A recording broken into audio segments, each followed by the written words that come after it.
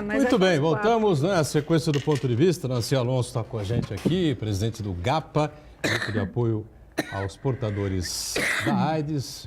A gente com um prazer também conversando com o Marcos Caseiro, importante infectologista, né, que normalmente participa aqui conosco. Marcos Santana lá na ponta, acompanhando aí as redes sociais e o que acontece pelo planeta, o que acontece pelo mundo. A gente falando do teto de gastos, enfim, do problema. E um dos grandes problemas que a gente discute sempre aqui com o Marcos Caseiro, é tirar a AIDS da mídia, né? Nem na televisão, nem as telenovelas mais mostram, né, pessoas com HIV, pessoas com AIDS, sofrendo de problemas, né, e aquela coisa toda, né? Esse é um grande drama, a gente faz questão absoluta aqui de tempos em tempos reacender esse debate, né, reviver essa discussão importante, porque como a Nancy colocou no primeiro bloco, é um crescimento gigantesco entre jovens, 700% em 10 anos, mas o que mais surpreende, ô Caseiro, é esse crescimento assim tão grande, percentual tão alto em mulheres acima de 50 anos, porque as mulheres acima de 50 anos pegaram aquele período, né, de mortes de gente famosa, essa coisa toda, né? A gente vive, e na verdade, né, as epidemias, né, de uma maneira geral, e quando a gente fala em epidemias de todas as doenças, elas são um processo dinâmico, né, elas têm uma dinâmica, uma lógica de ocorrência. E a gente tem que observar essa dinâmica. Grosseiramente, rapidamente, se a gente pega a história do HIV, por exemplo, aqui em Santos, mais de 50% dos casos no início da epidemia eram usuários de droga endovenoso. Era um grande problema que nós tínhamos aqui na cidade, era o uso compartilhado de droga endovenosa, cocaína e muitas dessas anfetaminas que na verdade, estavam no ápice dessa história aí. E naquele momento, né, foi a grande proposta do governo, do Fábio Mesquita, com o Davi, eu estava no CRAS, era a questão da redução de danos, das seringas, que era um projeto que já estava acontecendo na França, trouxemos para cá. Até hoje, eu sou chamado por esse processo aí, o Davi, né, que está lá morto. E isso foi um programa que passou a ser um programa do Ministério da Saúde, um programa elogiado, que é o que nós tínhamos naquele momento, que tinha redução de danos. Olha, vamos trazer esse paciente para o serviço. Então, a epidemia anda, isso mudou, os usuários de droga reduziram de uma maneira expressiva. Hoje nós temos a questão do problema do crack. Hoje, cerca de 11% dos pacientes de homens que fazem sexo com homens são HIV positivos. Quer dizer, nós temos uma epidemia que ela vai andando ao longo do tempo e, obviamente, as políticas públicas relacionadas às medidas do que a gente pode chamar aqui, né, de prevenção tem que mudar também. Então, a gente tem que acompanhar essa dinâmica, entender essa dinâmica e propor medidas diferentes, né? Não dá para a gente trabalhar com o purismo, isso aí não existe, como não existe, essa é uma realidade que nós temos e, como tal, temos que ter políticas específicas para isso. E, infelizmente, nós não temos, né? Você vê a situação, estava comentando aqui, a política de drogas, a questão, né? Então, o governo tem uma política. A política do governo é abstinência. Pô, é muito fácil falar assim, olha, a política do governo é usar de droga, sexual. Tem que ter abstinência de droga. Não? É óbvio. Quem usa droga tem que parar. É assim. Mas olha, vamos trabalhar lá, vamos trabalhar com o usuário. Olha, o problema da obesidade é o carboidrato. Vamos fazer, não é simples assim? Então vamos cortar carboidrato e resolver o problema da obesidade. Ninguém mais come carboidrato. Sim, nós sabemos onde estão todos os problemas. O problema da hipercolesterolemia, o problema do infarto e das doenças cardiocirculatórias. Tabagismo. Né? É uma dieta hiperlipêmica. Vamos cortar o lipídio, vamos pôr todo mundo para correr na praia. Nós temos a solução para as coisas. O problema é que a aplicabilidade disso não é tão simples quanto esses gênios acham que é. Porque provavelmente nunca viram doente, nunca atenderam, nunca trabalharam num serviço público, não sabem a realidade do atendimento desses pacientes. As coisas não são tão simples quanto, no fundo, elas parecem. Então, nesse sentido, né, dentro dessa dinâmica, a gente tem que estar atento. Então, veja, como se pega uma estrutura de uma doença que tem 1 milhão de pessoas, do meu ponto de vista são mais, mas 1 milhão, claro, né, de pessoas convivendo. Uma epidemia crescente, os dados estão aí na nossa cara, só pegar os dados de qualquer serviço e ver que a epidemia aumenta entre jovens, que na verdade não usam mais camisinha, não estão mais nem aí com isso, e simplesmente você pôr isso num saco comum de doenças crônicas, né, sem ter uma interlocução clara de políticas específicas para a questão do usuário. Então, isso é um retrocesso. Nós vivemos claramente na questão do HIV, e dentre tantas as outras, um retrocesso que, infelizmente, e muitas vezes, nós vamos ver a repercussão disso um tempo lá na frente, porque aumentando a transmissão agora do paciente HIV, nós vamos ver o problema real daqui a uns anos, daqui 5, 6, 7 anos, né? Então, infelizmente, a impressão que eu tenho é que nós estamos retrocedendo em absolutamente tudo, né? Só faltava essa questão, eles conseguiram mexer nas poucas coisas que funcionavam, como eu falei, de uma maneira inercial, mas funcionavam relativamente de uma forma adequada, né? Nos causa muita preocupação, realmente, né? E esses excessos esses percentuais altos aí também vem pesando para vocês lá no GAPA? Sim. Porque o GAPA, evidentemente, tem lá os seus limites, né? Claro. O GAPA, depois de serviço público, passa a ser a porta de entrada, né? Nós fizemos, o ano passado, nós sentamos, reunimos a nova diretoria do GAP e pensamos de que forma a gente estaria atingindo a prevenção desses jovens. A gente já tinha toda uma mesa aqui com o Marcos, ele estava junto. E o que nós fizemos? A Mariana estava vindo dos Estados Unidos, ela se formou na UCLA e viu uma experiência dessa lá nos Estados Unidos. O que nós fizemos? Chamamos um grupo focal de jovens de escolas públicas, escolas particulares, mesclamos todo mundo, o pessoal da Zona Noroeste, enfim. E colocamos essa questão, como, né? Não usa camisinha e veio toda... E como chegaria isso em vocês? Aí, resumidamente, olha, não adianta colocar cartaz, não adianta vir me dar folheto porque eu não vou ler, não adianta colocar no site porque é muito grande, vocês têm que colocar uma coisa legal, né?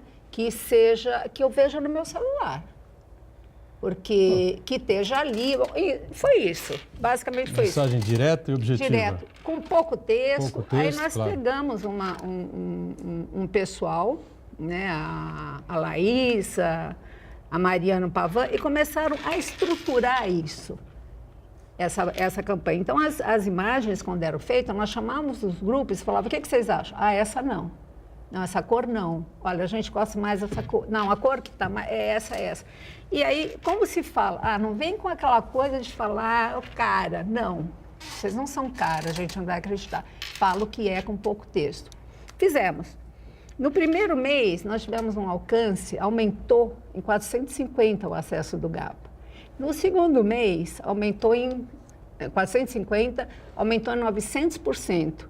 E nós fazíamos, como fazemos até hoje, o teste rápido na rua, para essa população nessa faixa etária.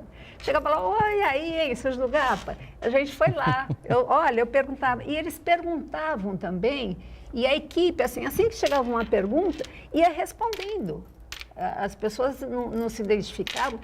Olha, foi uma coisa tão fantástica, quando nós puxamos o último boletim no final do ano, até em Uganda estava sendo acessado. Uganda, na Espanha. E não é uma coisa difícil. O que é esse teste aí rápido aí? O teste por fluido oral.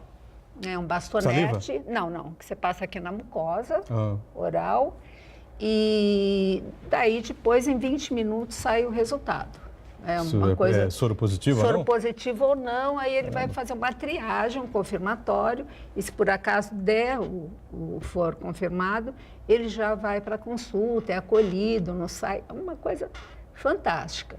E aí, até essa questão, mas eu vou fazer o teste, eu vou ser positivo, como é que vai acontecer? Então, isso era abordado também.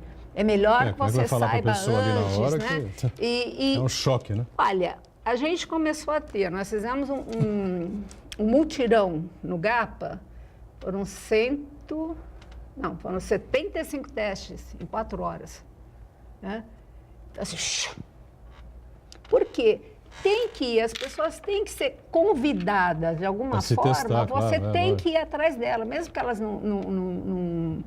não façam teste, mas que elas comecem a ouvir falar de novo em AIDS. Então, são aquelas informações que não têm qualidade. Mas já tem remédio, se eu me infectar, eu vou lá, vou morrer tomo, né? Aí eles confundem PrEP com PEP, nem sabem que existe. É uma confusão. Né? Falta de orientação e a má educação no Brasil, né? Desde a primeira infância, né? A coisa complica bastante quando chega nesse ponto. E agora a gente está pensando como é que vai atingir essas mulheres. Né? Quando o pessoal do Ministério esteve aqui, nós colocamos essa questão. Né? Como como que vai acontecer? Qual é a política? Ah, não temos. Inclusive, eles falaram, nossa, o material de vocês é melhor do que todas as ONGs que eu vi. Aí um falou assim, é melhor até do que do Ministério. Cara, claro. é barato, você não imprime. A gente imprimiu algumas coisas para na testagem, a pessoa vê e fala, essa imagem tinha lá no Instagram, no Facebook, sei lá onde. Ah, tem aqui também, eu vou levar. Então não é difícil. Tem que ter o que o Caseiro está falando. Tem que ter boa vontade, tem que ter direcionamento, porque senão não adianta você ficar tirando para todo lado e dando remédio, né? e dando remédio, e dando remédio. Não vai começar, pouco, quais são as etapas e onde você quer chegar. A gente está na etapa aí do 90-90-90, né, Caseiro? Para terminar, disseminar a AIDS até 2030. Caseiro pode falar 90, desse 90, programa. 90, o que é? Caseiro fala. Não, então, isso é uma coisa genial. Nós já falamos aqui, para você não lembre, mas numa conferência de Washington, um cara que corresponderia ao nosso ministro da Saúde, que é um dos grandes pesquisadores de AIDS nos Estados Unidos, que chama-se Anthony Fauci, ele levantou essa discussão, umas apresentações mais bonitas que eu já vi, já conversamos também, que na verdade nós já tínhamos as ferramentas, eles chamam de ferramentas, a caixa de ferramentas, nós aqui usamos o termo mandala, nós já temos a caixa de ferramentas para acabar a epidemia do HIV até 2030. Isso veio basicamente de alguns estudos, inclusive 2 desses estudos, o Brasil participou, né, o HPTN, que eram os estudos que mostravam que quando você tem um indivíduo tomando a terapia de retroviral e ele torna o vírus indetectável, que hoje acontece na maioria dos pacientes, o vírus indetectável, não ocorre mais a transmissão do HIV. Né? O indivíduo que fica indetectável por um período de 6 meses, ele não transmite mais o HIV. Né? E isso passou a ser chamado como a política, né, de tratamento como prevenção. Associado a isso, se juntou a questão do PrEP e do PEP, que é dizer, a profilaxia pré-exposição, a profilaxia pós-exposição, que o Brasil já fazia, que se o indivíduo tiver um evento de risco, um acidente com um pérfuro cortante no hospital, o indivíduo que tiver uma relação que rompa o preservativo ou não usa o preservativo com alguém suspeito, ele pode ir no serviço de saúde e pega um medicamento até 72 horas para evitar a transmissão. O Brasil já adotou, o mundo já tinha adotado o que chamam de profilaxia pré-exposição, quer dizer, indivíduos de grupos mais vulneráveis, né? Trabalhadoras do sexo, homossexuais que têm múltiplos parceiros, eles ficam tomando um medicamento, que é o Truvada, que é uma associação de 2 medicamentos, e ele não adquire o HIV, mesmo que ele descuide da prevenção. Então, na verdade, nós temos uma quantidade enorme de ferramentas que envolve a questão, além de teste rápido, como a Nancy falou, que é uma medida fundamental para detectar esse indivíduo e introduzir terapia de retroviral dele, porque muitos estão com HIV circulando e não sabem.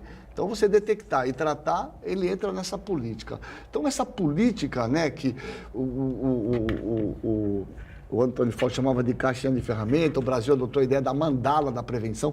Nós temos múltiplas modalidades de prevenção. Dentro dessa lógica, se imaginou assim, se nós atingirmos, diagnosticar 90% dos pacientes HIV, dar remédio para 90% e manter 90% desses pacientes. Então, detectamos 90%, teste rápido é uma ferramenta, como tantas outras, né? Dar remédio para 90% e manter indetectável o vírus de 90%, nós conseguimos acabar a epidemia. Acabar é não ter novos casos até 2030. Então, ia ter de 90%, apenas 90%, cuidando 90%. Daqueles que já estão descobrir infectados. 90%, tratar 90% e indetectar 90%. Nós conseguiríamos evitar a transmissão do HIV até 2030 e aí nós seria uma coisa fantástica. Né? Sim, fabuloso. Quer dizer, nós temos a ferramenta para acabar. Nós acabamos com a hepatite C. Hepatite C que era uma tragédia, que o mundo falava nela, que era pior que o HIV. Hoje o indivíduo toma 2 comprimidinhos, hoje 1. O Brasil comprou esse remédio novo, né? Que aliás está dentro do programa junto com o HIV. Você toma um comprimidinho por 3 meses, 100% de cura. Então a hepatite C que era o bicho papão. Hoje, com um comprimido por dia, por 3 meses, na verdade, nem dá 3 meses, 168 dias. São 28 dias, né? Um mês e 28 dias, o mês lunar. Você cura esses indivíduos 100%. E nós temos a esperança que, quem sabe, nós tenhamos a cura do HIV também, ainda que ela seja mais complicada. Então, na verdade, assim, nós temos as ferramentas para diminuir essa transmissão e nós não podemos retroceder, nós não podemos deixar de falar em HIV.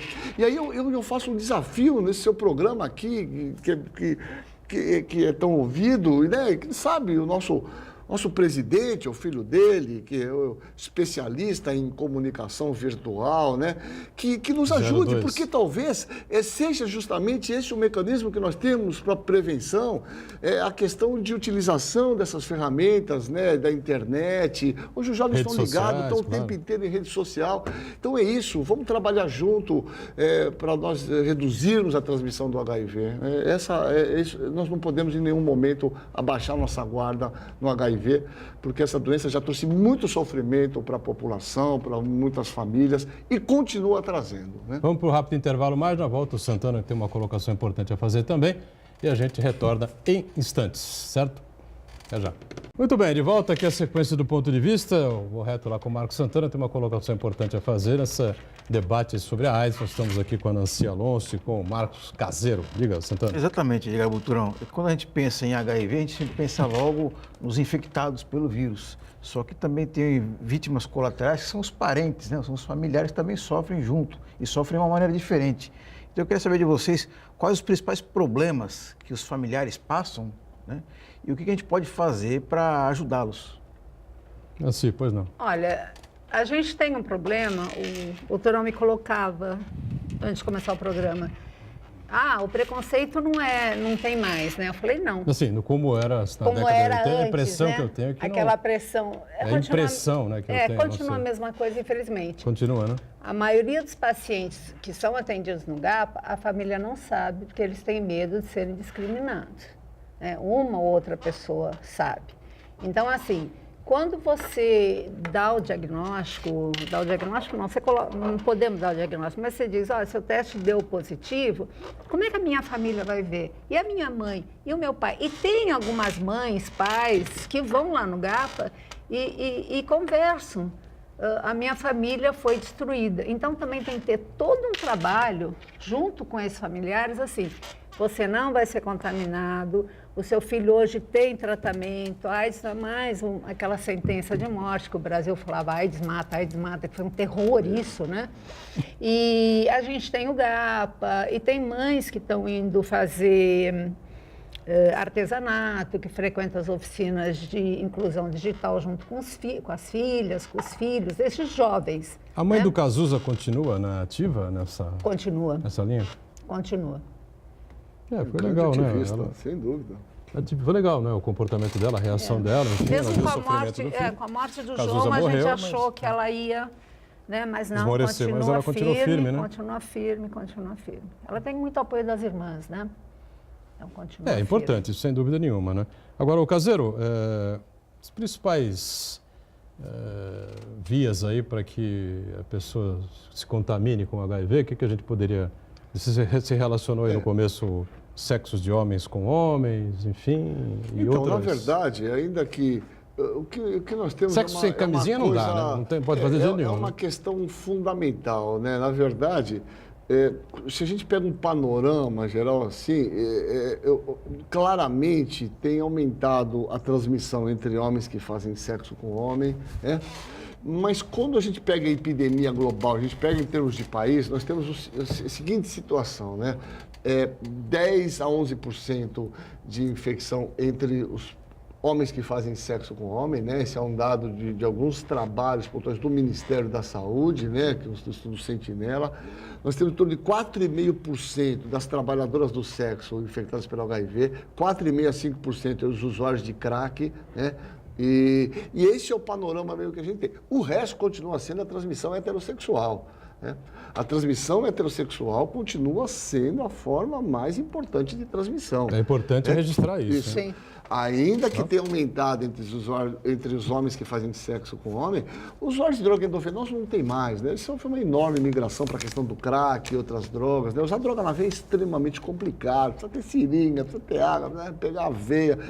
Esses pacientes são muito poucos, né? A maioria morreu e, obviamente, novos são muito poucos incorporados. Então, a transmissão heterossexual, como é a principal forma de transmissão no mundo, como é a principal forma de transmissão na África, onde é o grande problema de saúde pública em alguns países, né? Eu já citei aqui, mas se o nosso problema é grave, a gente trabalha com cerca de 1% da população infectada, o Ministério fala em 0,8, 0,6 homens, 0,4 mulheres, mas está trabalhando com 1%. Você pega países como a África do Sul, 21% da população adulta infectada pelo HIV. Botsuana, quase 30%. Então, você imagina a tragédia nesses países, né? A forma predominante no mundo, nesses países, é a transmissão heterossexual, que continua sendo. Então, isso tem implicação muito grande. Os nossos dados do CRAIDES, nesses últimos anos, a gente tem trabalhado muito, o Alcino, o Arnaldo, estão basicamente trabalhando com esses dados. 70% dos novos casos nesses últimos 3 anos, 70%, são indivíduos que têm o ensino médio completo ou nível universitário completo e incompleto. Então, aquela ideia que se passou muito, que é completamente equivocada, a doença está se pauperizando, a doença está se introduzindo, é uma besteira. A doença ela continua em alta transmissão entre pessoas em situação de melhor poder aquisitivo. É uma falácia, né? A doença está contaminando mais pessoas pobres. Isso não é verdade, né? Ela se transmite aí, nos jovens, né? Nos jovens que têm conhecimento, que estão estudando, que têm, ou pelo menos nós acreditávamos que tinham nível de conhecimento. E aí, eu sempre ponho essa variável, porque as coisas não são univariadas, a vida é multivariada, né? Existem múltiplos fatores na transmissão do HIV e eu atribuo um peso muito grande à questão da vulnerabilidade associada às drogas, né? Eu acho que a questão das drogas, e há drogas as livres e as não, como o álcool, por exemplo, né, o consumo de bebida alcoólica em excesso e mesmo drogas ilícitas, isso traz uma certa vulnerabilidade para o jovem na medida em que ele fala, né, perde pouco dessa capacidade de julgamento de risco. E faz sexo desprotegido. Sim. Nós não precisamos andar muito, eu cito exemplo, esse é meu quarteirão aqui, dou aula na medicina, dou aula aqui na nossa universidade, na Unisanta. Você às vezes pega, eu fico realmente, olha, eu fui da pá virada na universidade, eu fiz tudo, fui em todas as festas, não faltei nenhuma. Mas eu não me lembro de 10 horas da manhã, não me lembro na minha vida, de 10 horas da manhã na faculdade, estava bebendo cerveja na esquina do bar, eu nunca fiz isso. Né? E você passa hoje, você vê os caras com os litrão ali, já 3, 4 litrão, 10 horas. Então, nós temos que repensar algumas coisas que são importantes, talvez, que de alguma maneira elas afetam de uma maneira importante, além do conhecimento da forma de transmissão, né? Essa questão importante que eu diria que é a questão da vulnerabilidade, né? Mas essa é uma ideia. Tem uma questão que vai bem de encontro ao que o Caseiro falou. A testagem que nós fazemos é para jovens de 14 a 24 anos em vulnerabilidade social. Né? Nós estamos no projeto 5 anos. 5 anos a gente escreve. O perfil epidemiológico de Santos não é esse, é parará, parará, parará. Nós não poderíamos estar também, né, testando essas pessoas, não sei o quê. Aí você pode até testar, só que elas não ficam, quando você vai jogar no CIMAV, ela não entra dentro da contagem do CIMAV. Você tem X testes para fazer para essa população vulnerável. Então, se você fizer para esta outra, vai faltar teste, você vai ter que dizer por quê, o teste tem que vir, demora um mês, e é aquela coisa. Então, é isso que a gente estava falando, da questão de rever várias políticas no Ministério. Né? Tem que ser revista, tem que... Essa questão dos héteros estarem sendo infectados... É uma coisa que no Ministério isso passa muito ao passar.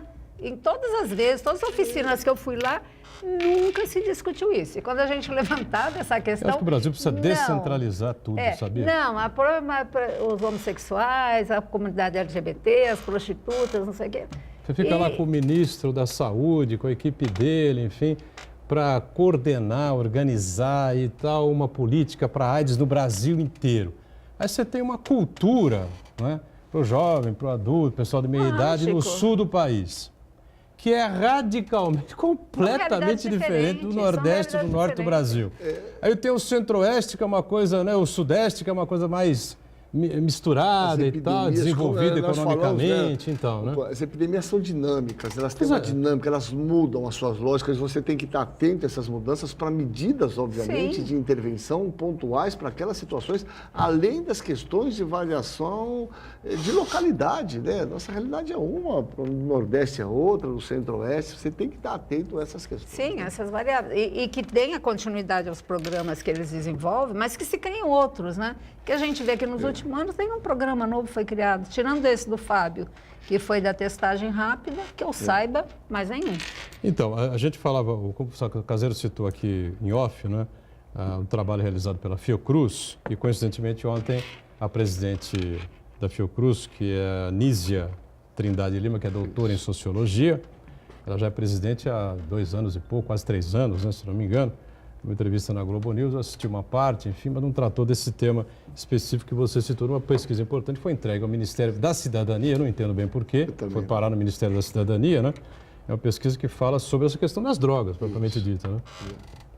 Exatamente. Deixa eu só dizer, até inicialmente, eu queria até me esquecer aqui de parabenizar aqui o Marco Santana, aqui pessoalmente, né? Ele escreveu um grande artigo, viu, no Jornal da Orla, né? Acho que está disponível na internet, quem puder, chama Questão de Humanidades, um belo artigo, olha, fazia tempo que eu não Quando é que foi isso aí? Um artigo muito um mês mais ou menos, né?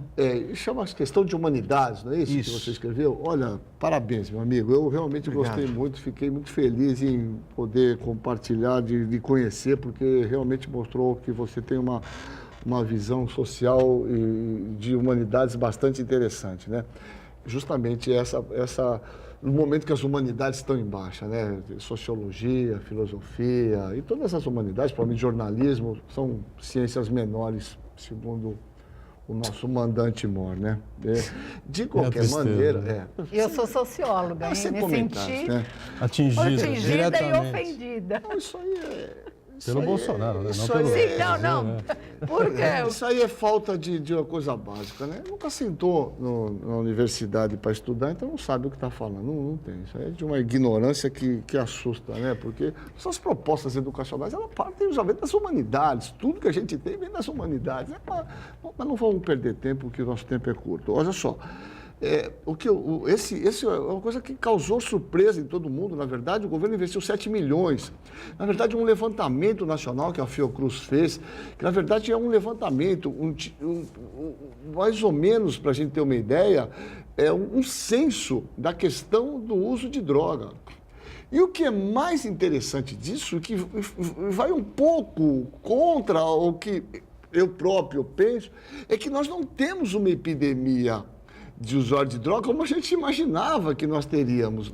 A questão das drogas ela é super importante, mas quando a gente olha o mapa, e nesse estudo que foi investido pelo governo mostra isso, o governo, na verdade, achou que isso é uma bobagem. Veja só, pesquisadores, mais de 300 pesquisadores brasileiros se debruçaram 3 anos no estudo, mostrando a realidade do nosso país, e simplesmente porque eles acreditam que não, que a questão da droga é uma epidemia. E por que acreditam que isso é uma epidemia? Nós temos que resolver através da abstinência. Essa é a única política que se tem no governo. Olha, tem usuário de droga, abstinência, né? A total falta de conhecimento.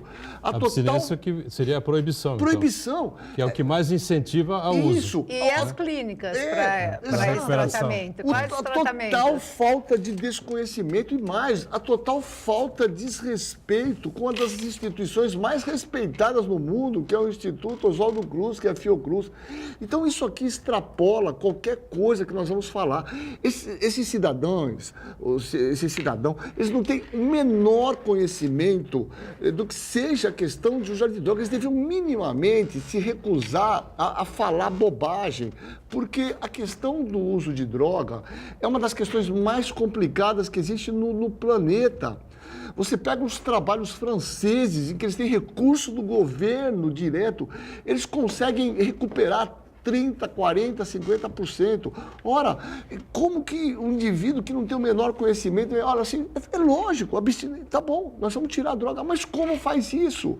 O país que mais persegue, que tem o nosso sonho de consumo, Estados Unidos, é o país que mais consome droga no mundo.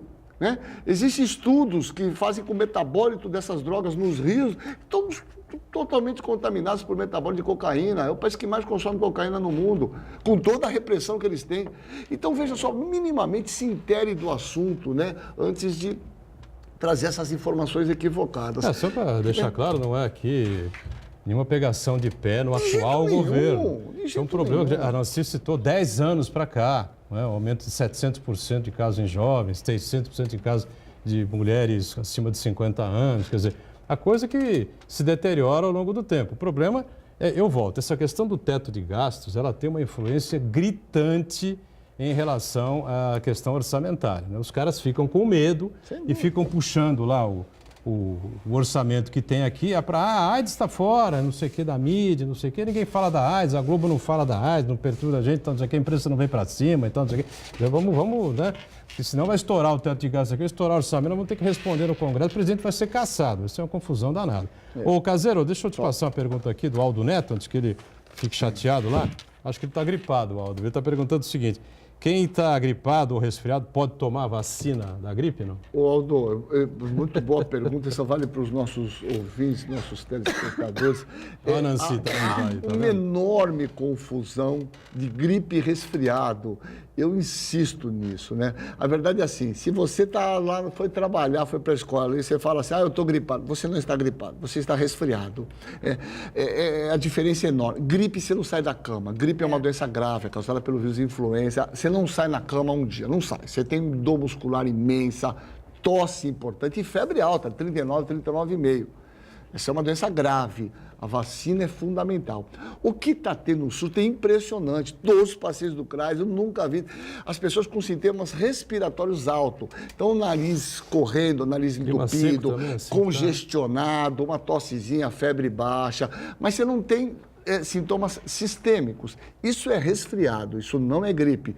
Isso não impede de tomar a vacina. Eu insisto, vamos tomar a vacina. Nós chegamos a 60% do nosso objetivo nas pessoas mais vulneráveis. E nós temos que trabalhar com a prevenção. A população tem que estar atenta para isso. Não vamos esperar morrer 2, 3 para ver que a vacina é importante. E procurem assistência médica. A SAMS liberou para todas as faixas etárias. É só ir na policlínica e tomar a vacina da gripe.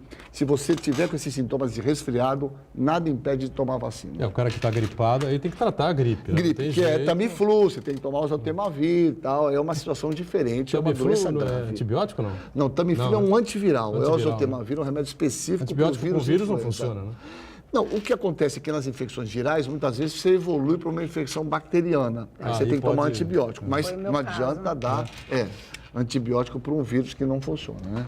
Muito bem, Caseiro, sempre bom tê-lo aqui. Obrigado mais uma vez pela participação. Nancy, também agradeço muito. Espero que volte em outras oportunidades. O GAPA completando 31 anos de grandes serviços prestados aqui à cidade, à região e até ao próprio país, nessa questão do apoio aos pacientes da AIDS. Marcos Santana diariamente conosco e a gente com você de segunda a sexta, né? Ao vivo aqui o Ponto de Vista, 1h30 da tarde. A nossa reprise sempre às 8 da noite. Tchau, gente. Obrigado. Olá, estamos começando aí mais um Ponto de Vista, sempre ao vivo aqui pela Santa Cecília TV. Você conferindo sempre com a gente o debate aprofundado sobre os temas importantes, né, que fazem parte aí do nosso dia a dia, saúde, educação, meio ambiente, o transporte, segurança pública, enfim, os assuntos com os quais convivemos, né, durante a semana, durante o ano aqui na cidade da região metropolitana e o debate sempre aberto para temas e assuntos de interesse nacional, que são muitos, né, no nosso dia a dia, na nossa difícil e combalida República Brasileira. Lembrando sempre que o Ponto de Vista vai ao ar de segunda a sexta, ao vivo, este horário da 1h30 da tarde, uma tradição na discussão política de todos esses temas que a gente colocou e uma reprise para você acompanhar também, sempre a partir das 20 horas, 8 da noite. Hoje uma discussão importante, né, sobre um tema que normalmente desaparece, né, está sumido da mídia há muitos anos, a gente tenta recuperar o assunto, porque é um assunto extremamente difícil, pesado, difícil, enfim, mas é importante sempre colocá-lo em pauta, que é a questão do combate à AIDS, né? E sempre as orientações para se evitar que as pessoas não facilitem, né, nas suas relações sexuais, enfim, principalmente isso, para que não venham adquirir mais à frente o vírus HIV e se tornem aí escravos, né, dos medicamentos. A gente começando aqui à direita, Ladies First, sempre aqui no Ponto de Vista. Prazer recebendo aqui a Nancy Alonso, que preside o GAPA, né, o Grupo de Apoio aos Portadores da AIDS, né, que já completou aí 31 anos, uma atuação extremamente importante, né, que dignifica a luta. Começou lá do nada, né, nos anos 1980, a gente via as notícias trágicas, né, artistas famosos, né, gente famosa desaparecendo, a AIDS surgindo, aí aterrorizando a todos, e a gente não tinha instrumento nenhum de combate, era uma confusão danada. Lembro das brigas do ex-secretário e ex-prefeito de Santos, Davi Capistrano, enfim, né? A dona Nancy está aqui para colaborar com a gente, participar conosco e falar sobre esse tema muito importante também. Prazer recebê-la, tudo bem? Tudo bem, você? Muito bom. Prazer em ter a Nancy Alonso aqui e à esquerda, mais uma vez com a gente aqui, colaborando como sempre na parte mais técnica do tema, do assunto, enfim, Dr. Marcos Caseiro, médico, importante infectologista aqui que nós temos na cidade, no país, e está com a gente em mais essa edição. Prazer também recebê-lo, Caseiro, tudo certo? Tudo certo, prazer estar aqui com você, com a Nancy, com o Marcos Santana e com os nossos ouvintes. É um prazer estar aqui sempre com você. Obrigado, Marcos Caseiro. E o Marcos Santana, lá na ponta, conferindo sempre as redes sociais, transmissões que fazemos aqui do Ponto de Vista e a sua participação, que é sempre muito importante. E hoje o dia é muito importante aí para o Santana, completando mais um aninho de vida, né? Mas trabalhando, né? Na labuta, né? A cerveja e o chopp fica para de noite apenas. Parabéns aí, Santana, por mais uma velhinha e saúde, né? Que é o mais importante. E equilíbrio. Saúde, serenidade e sabedoria. Obrigado, Guilherme Turão, obrigado a todos pela participação. Quero agradecer aos meus amigos que já me cumprimentaram pelo aniversário. E um cumprimento especial ao Gugu Barbosa, que é um dos organizadores da A Causa Wine, que ele sempre faz questão de marcar o evento para o dia do meu aniversário. É mais um presente para mim. Está lá no calendário dele, né? Exatamente. E eu quero destacar, convidar as pessoas a participarem da Causa Wine, que é um evento que vai reunir mais de 30 expositores de vinho, mais de 120 rótulos para degustação de vinho branco, tinto, espumante, ali no Parque Balneário Hotel.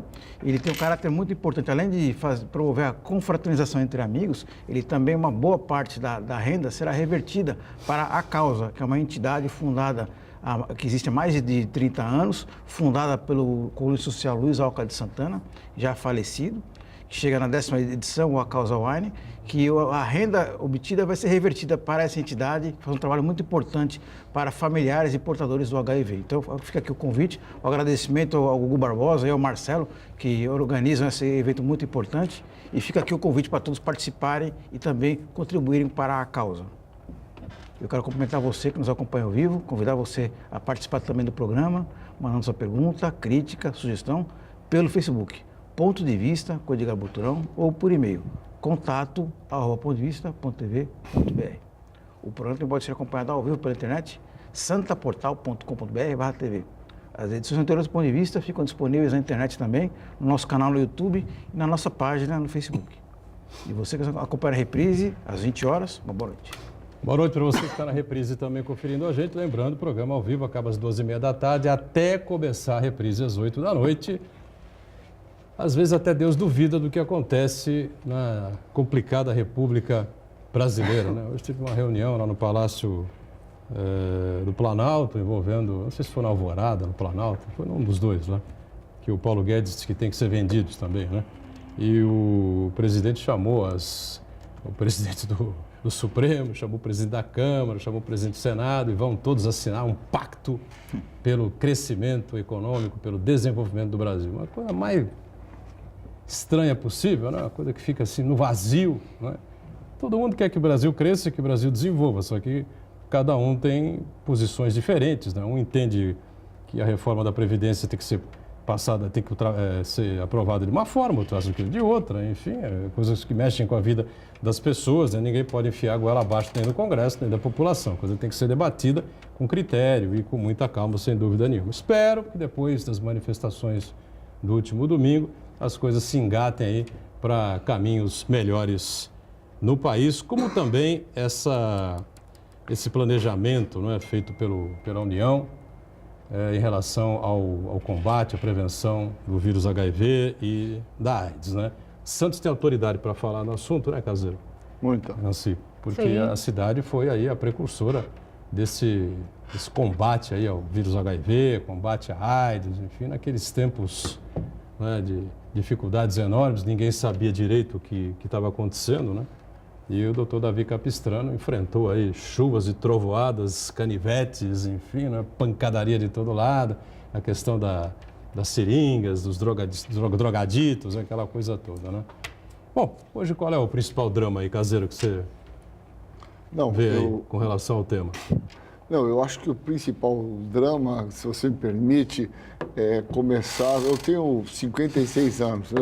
Pareço mais novo, né? Bem mais Mas novo. eu não esperaria em 56 anos de vida, obviamente, eu ver uma manifestação pública em que as pessoas saíssem na rua pedindo o fechamento do Congresso Nacional e do Supremo Tribunal. Então, isso, eu acho que a gente tem que começar por aí, né? Porque alguma coisa está mudando no nosso país, é uma coisa inacreditável, né? Eu vivi o final do período da ditadura, passei por isso. Nós passamos. Fui preso, fui Você no movimento também, né? estudantil. Foi Meu preso? pai, fui preso 2 vezes. Meu pai é um cara que foi um ativista aí também. Então, é inacreditável a gente assistir o que nós estamos assistindo, né?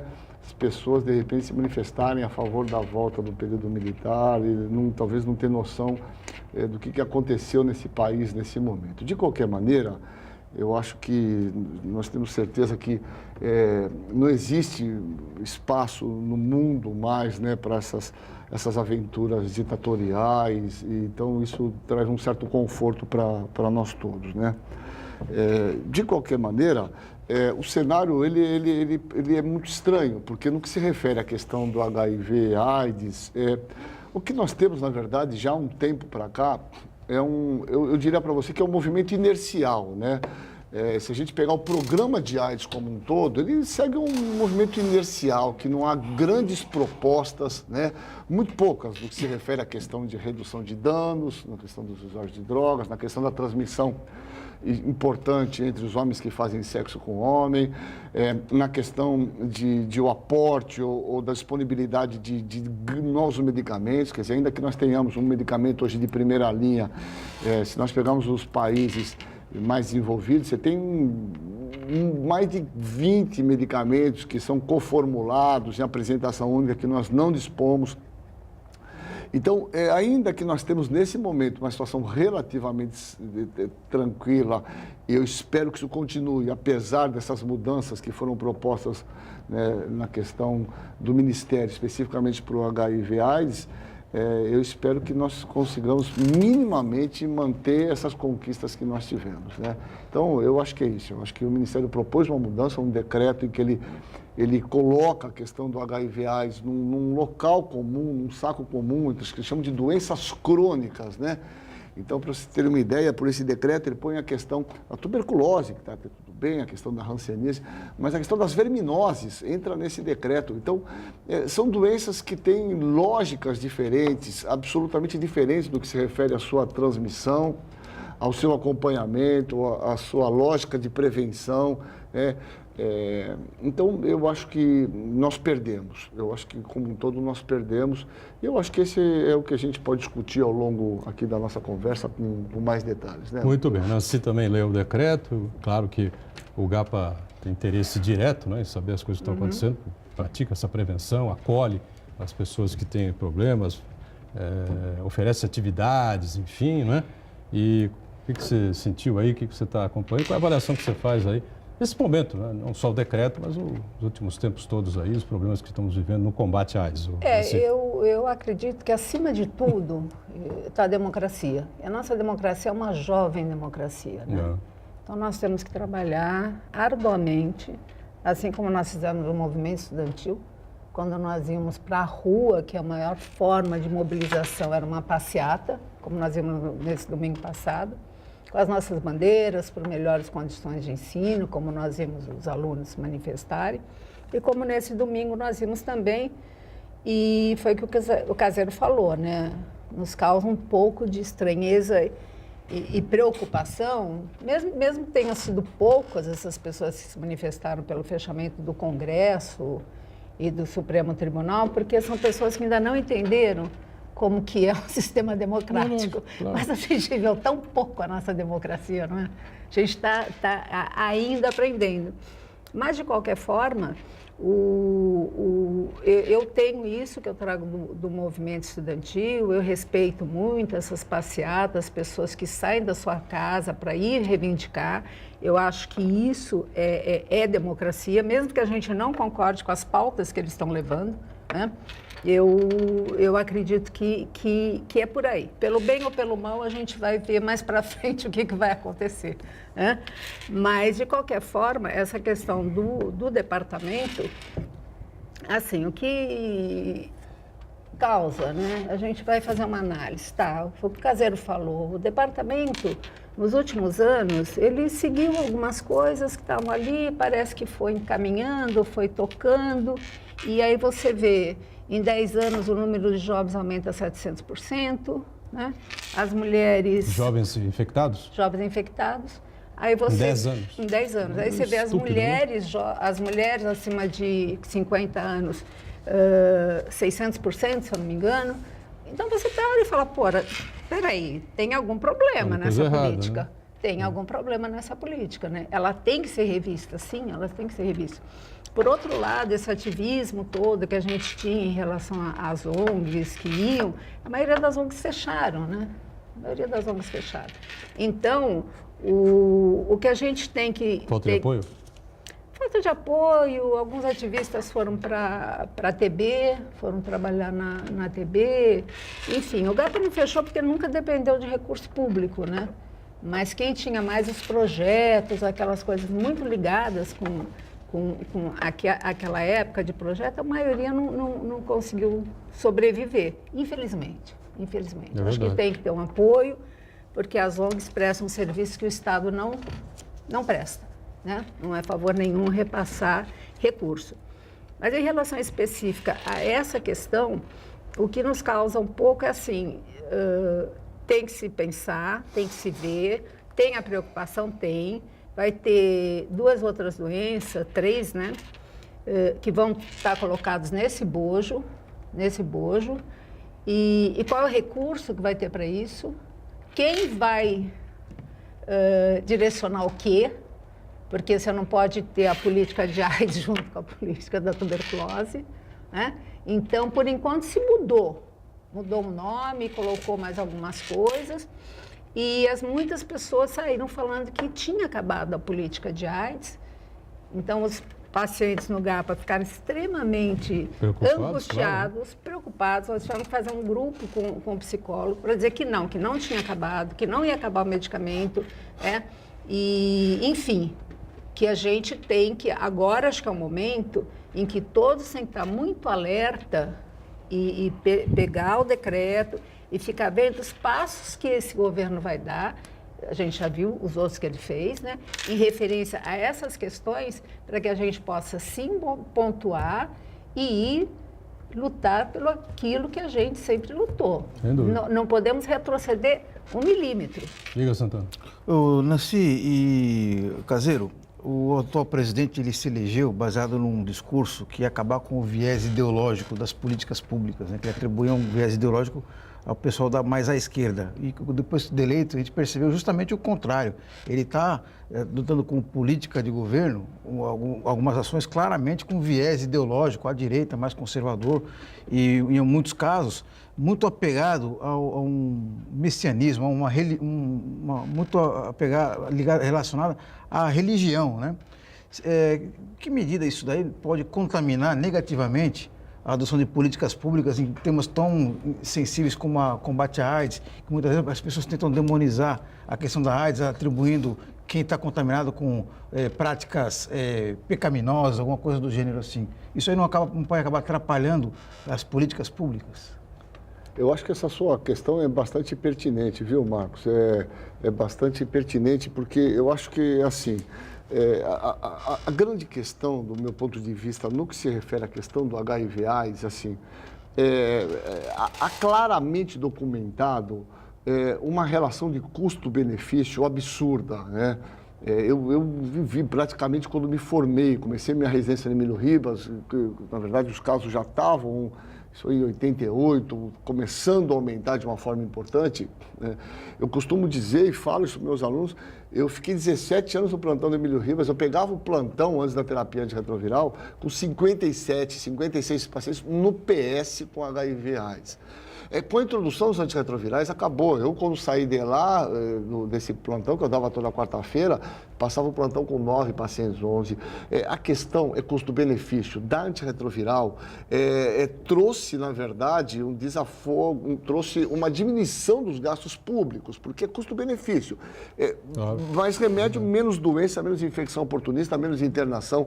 Então, isso tem uma lógica muito clara. Então, não dá nem para admitir essa possibilidade, porque é o mínimo de bom senso, o mínimo de bom senso cartesiano de ler o mais basal de que saber não fornecer remédio é a gente já apinhar o serviço público que já não consegue dar conta da demanda de pacientes que tem. Então essa é uma questão, né? Porque se não dá remédio, baixa a imunidade, começa a infecção oportunista. Então isso seria, do ponto de vista prático, uma tragédia que não consigo nem ver. Nós temos cerca de 1 milhão de infectados, cerca de 500 mil a 600 mil pessoas com terapia antirretroviral. Ainda se morre 12 mil pessoas por ano de HIV no nosso país.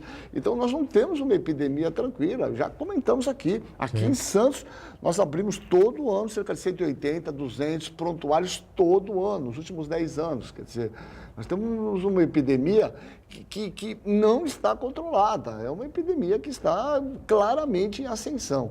Então, eu quero crer que, independente dessa questão, e só para terminar esse discurso aqui que eu estou fazendo, a gente ouviu a Nancy também, é assim, a gente precisa trabalhar também com a questão do preconceito no HIV. Essa ideia de que o HIV é uma doença do viado, né, da prostituta, do drogado, isso é uma falácia, isso é um absurdo. Eu tenho um paciente aviador, eu tenho um paciente juiz, eu tenho um paciente promotor público, eu tenho um paciente que é um aviador, que faz um voo de Paris, São Paulo. As coisas mudaram. As pessoas pegam o HIV por múltiplas questões que não necessariamente essa ideia maluca que se tem, que é esses indivíduos que... Isso é preconceito, né? Isso é um preconceito que a gente precisa quebrar. Já está na hora, faz 30 anos que nós estamos falando da mesma coisa, né? Então, eu acho que essa é uma visão geral, né? Sem messianismo, sem questões religiosas. Eu tenho milhares, dezenas e centenas de pacientes que são religiosos, que têm vão na sua igreja,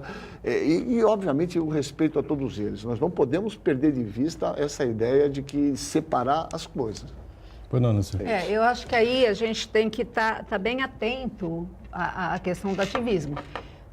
Não pode ter nenhum viés, né? A democracia, que todas as correntes de pensamento estejam presentes e que elas se discutam entre si, né? E daí se forma o ser humano, seja o que for. Agora, quanto a essa questão de Messias, isso é uma bobagem, né? Uma bobagem. Agora, no governo Dilma, a gente tinha um governo do PT, veja bem, a gente tinha uma campanha, um trabalho maravilhoso que era feito com as prostitutas, né? E o Greco fez uma campanha, um cartaz, eu sou prostituta, eu me orgulho, e falando, né, exatamente tirando essas coisas de discriminação, parará. Quem era o Feliciano, da Direitos Humanos. Bom, enfim, os evangélicos foram lá. Conclusão, o Grego saiu, né, a gente ficou sem saber o que ia acontecer e veio o Fábio Mesquita. Foi maravilhoso, O Fábio ter vindo foi, nossa, a melhor coisa. Ele veio, trouxe o teste rápido para que fosse colocado... Fábio, que eu se lembro, foi secretário de saúde aqui de Santos, foi coordenador da STI, São Vicente também, né? No Vietnã. É uma grande referência mundial. nessa inteiro, questão da STI, né? E ele veio com um teste rápido e foi criticado também, porque dizia que as ONGs não podiam fazer isso, enfim. E nós fomos correndo sempre, né? Acho que a gente tem que estar sempre, muito atento para estar antes do fato. É difícil, é muito difícil. Porque você vive hoje um país que você não sabe o que vai acontecer, né? Dentro do que está posto aí, você não sabe o que vai acontecer. Agora, medicamento, gente, isso é ponta sagrado, de né? luta. Não tem como não ter medicamento. Isso não se discute, nunca. Você pode até discutir a questão No Brasil eu tenho um pouco de dúvida, assim, com essas situações todas aí, tudo que é indiscutível, que não é discutível, o que acontece no Brasil é uma coisa assim... Eu acredito que não. Não, também acho que não. Eu acredito Agora, que eu acho não. que isso aí, essa coisa, esses remanejamentos todos que eles vêm fazendo, sem querer aqui defender A, B ou C, enfim, né, todo mundo sabe da minha postura em relação ao atual governo, mas nós tivemos um problema lá atrás, quando o Temer era presidente, o ministro era o Henrique Meirelles, e ele enviou o projeto o teto de gastos ao Congresso Nacional. Nós discutimos muito aqui na bancada isso, né? Acho que tem que ter um teto de gastos, o governo não pode arrecadar mais, essa coisa toda. Só que você tem que fazer os malabarismos possíveis e imagináveis em quase todas as áreas, menos em duas. A área da saúde e a área da educação. Eles fizeram uma coisa linear, né? Então, você não pode exercer. O Bolsonaro, outro dia, nos Estados Unidos, disse lá, bom, vocês querem que eu faça o quê? Que eu estoure o limite prudencial e aí sofra um processo de impeachment e tal, não sei o quê, no Congresso Nacional? Falou para os repórteres. Em parte, ele tem razão, né? Porque ele assumiu a presidência da República com essa lei aprovada nas duas casas. O Congresso Nacional aprovou isso. Né? A gente sabe que as facilidades que o Michel Temer tinha em se relacionar com o Congresso eram enormes, né? E ele, para agradar o mercado, o Meirelles era um representante do mercado ali, como é hoje o Paulo Guedes, enfim, aprovou essa medida. E a situação agora fica cada vez mais complicada, a gente está acompanhando isso. Vamos continuar discutindo já, um rápido intervalo, voltamos na sequência do ponto de vista, em instantes.